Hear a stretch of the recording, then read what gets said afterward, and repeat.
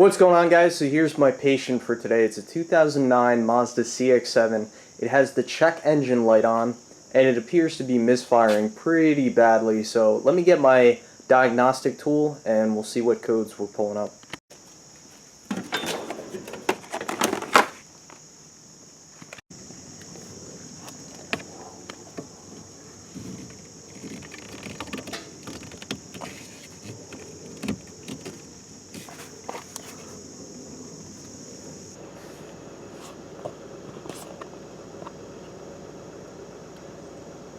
Okay, so we're getting engine code P0302, P0401, and P0303. I guess there's a P at the end of that too. Okay, so I looked up the codes online. P0302 is a cylinder number 2 misfire. P0401 is an exhaust gas flow recirculation. Well, it's insufficient, so I'm going to try cleaning the EGR. And P0303 indicates cylinder number 3 misfire. Alright, so in my experience with Mazdas, normally when you're getting engine misfire codes, especially 2, it normally just needs a tune-up. And what you do for a tune-up is you buy yourself a set of new ignition coils, and ignition coils are the things that go over the spark plugs, and oftentimes they go bad, whether it's the insulation or the wire on the inside, or, they just get worn out. And also while I'm at it, I'm going to replace the spark plugs, which it's a good idea to throw a new set of spark plugs in there. And then we'll see if that corrects our code with the engine misfires. Now for the EGR, I'll be honest, I have never dealt with an EGR valve before. What I'm going to try and do, I'm going to try and clean it out. I watched a video online of a gentleman who took it out, and there's some type of valve in there, and that gets stuck occasionally. He also said to grab some carb cleaner, so we'll try taking that off and see if we can correct that issue. So with this repair, you're going to need, your basic set of tools, sockets, wrenches, because we're going to need to take some components off the engine before we can access the spark plugs. Okay, so you're going to have to take this big plastic thing off. These are just kind of like these plastic pop rivet type things. They come out just with a flathead screwdriver.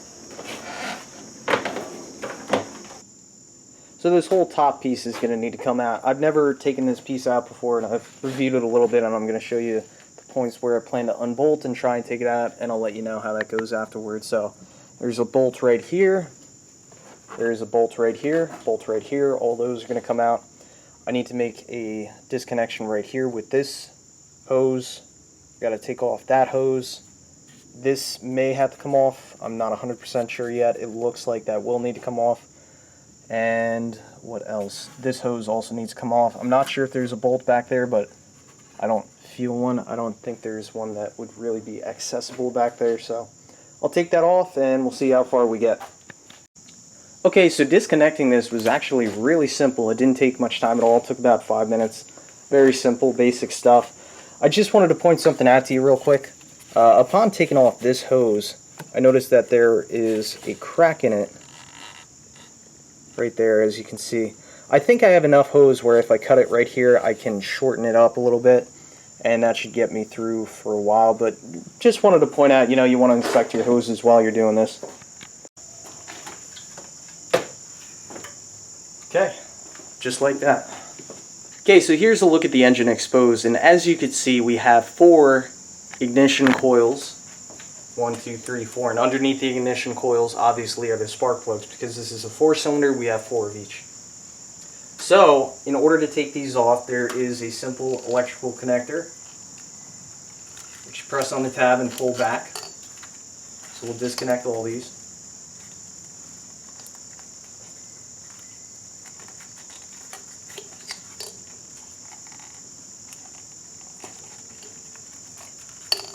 And then on the ignition coils, in the front left corner of these, you have an 8mm bolt, which cinches these down to the engine block.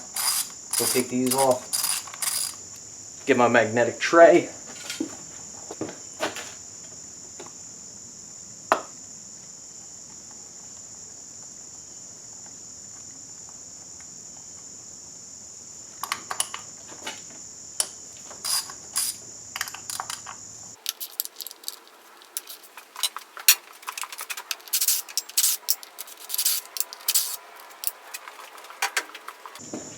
Okay, now we can remove our ignition coils.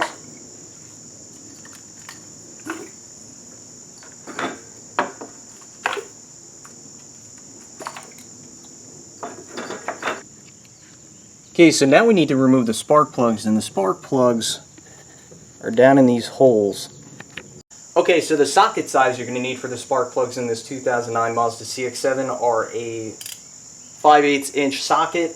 I bought this one on Amazon. I'll leave a link in the description below. It swivels as well as it's magnetized, so when I loosen up the spark plug, it'll pull right out with the socket. Very handy tool. Additionally, you don't want to use an impact when you're taking out sockets. This is something you want to do by hand. So before I start cranking on this thing, I'm just making sure that the socket has a good bite on it and that there's no play, to make sure, you know, that I have the right size socket.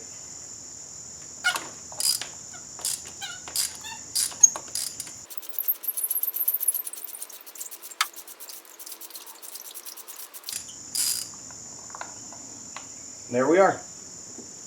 Love this tool. Okay, so here's a side-by-side comparison of the old plug on the left and the new plug on the right. Which we're going to put 4 of these in, of course, by the way, but you can just see how beat up the plug on the left looks. I don't think it's ever been changed in the life of the car. It's 2009 and it's 2018, so it'll be a nice change. Also, I should mention it's a good idea to look up your car and make sure that the gap is what the manufacturer recommends. And they sell a gap tool, spark plug gap tool, and the gap is basically the distance between the points on the spark plug here. So you see that empty space right in there? That is the gap. Now, I forgot to mention, if you do want, you could put some anti-seize on your spark plugs. Just may help you get them out in the future. Completely up to you. I ended up putting them on there because I figured it wasn't a bad idea, but of course everybody has their own opinion. So, you know, this swivel magnetic spark plug socket isn't only good for removing spark plugs, it's also very handy for installing new plugs. So put the new one in here, make sure that it's still the same fit. That thing is nice and snug in there, that's not going anywhere. So I'm going to try and have the socket pretty straight and carefully lower this into the cylinder. Just trying to make sure the threads catch. You don't want to misthread this. It's especially while I'm doing it by hand.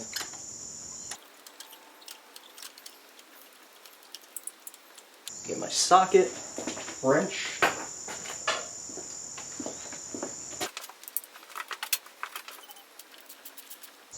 Then once it gets tight, I'm going to give it a little snug. Don't want to put too much on there. I'm sure there's a proper torque spec for these. See if it says anything on the box. So I'm not seeing anything for a torque spec on this. I'm sure I could go online and look up the proper torque spec, but I'm just going to give these a good snug in there. You don't want to put too much pressure on there, otherwise you'll snap them and that'll be an absolute nightmare, so just snug. What we need to install next is the new ignition coils, and a quick word on ignition coils. When you buy ignition coils, try and get the best quality you can for the amount of money you're willing to spend. If you go out and buy the cheapest set of ignition coils, generally they're going to fail quicker. So, you know, higher price, higher quality, obviously you're going to last longer. I kind of went with the mid-range. These are QYL ignition coils, and they have a 1-year warranty. And again, they're the mid-range. The reviews on Amazon were very positive. They come with a 1-year warranty, so I'm going to give these a try. If I need to replace them, you know, it's not a big deal to replace these, but obviously, you know, try not to replace parts if you don't have to. So I just wanted to show you how these were packaged real quick. I'm not sponsored by them, I just appreciate how they package these. So they come in this nice, kind of like soft, styrofoam type bag, if you want to call it. And then also the electrical plug connectors are wrapped in styrofoam. So I like that they took the care and time to package these properly. So now let me show you how to install these. Pretty simple. Okay, so to put your new ignition coil in, you want to line it up the same way that the old one was. So there's going to be this hole where the bolt goes through. Simply put it straight down.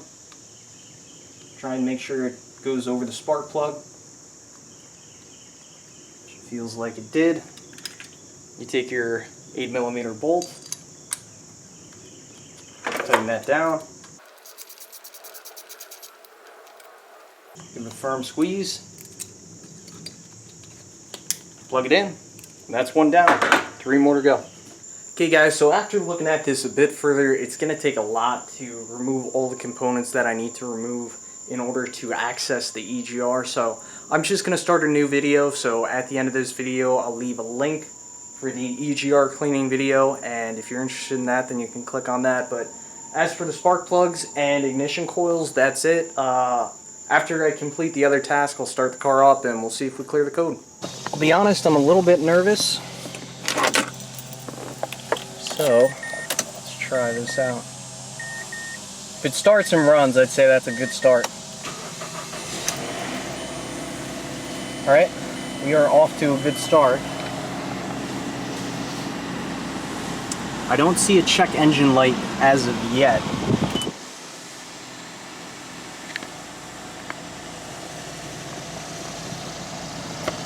Let me plug in my code reader.